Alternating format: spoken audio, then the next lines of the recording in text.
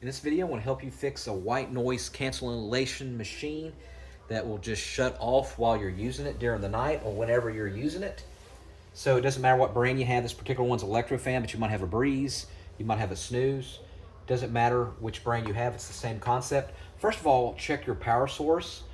So, for example, if you have it plugged into a laptop or a desktop, try a different power source. So, for example, if you can have the option to plug it into the wall, that's best to have it plugged into the wall.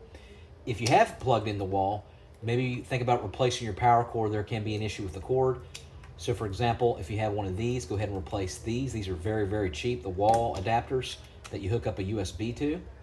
Try a different outlet or a different part of the room. So if you've tried it on this one, try the upper one, or try on a different completely part of the room. It can be overheating, so make sure check your surface that you have it on. So if you have it on a pillow or a cloth or a blanket, make sure it's on a hard surface, or get something hard so it'll have plenty of ventilation on it. Sometimes that will make it work. If it is overheating, you might want to try putting like a little small fan that's actually hitting it, like a little small little fan that you could put up next to it where it's cool, keeping it cool at all times. A lot of times that will fix it. Next thing I want you to do is unplug it from the wall, and then what we're going to do is we're going to reset it. And it doesn't, like I said, it doesn't matter what brand you have. While it's unplugged, go ahead and hold down the power button for a good 30 seconds and don't let go. And then what you're going to do is you're going to plug it in, turn it off, and then hold it while it's plugged in for 30 seconds and let go. If you're using a timer on it, for example, this is an Lectrofan, go ahead and don't use it without a timer. Just use it just like it is, a standalone version. And sometimes that will fix the issue.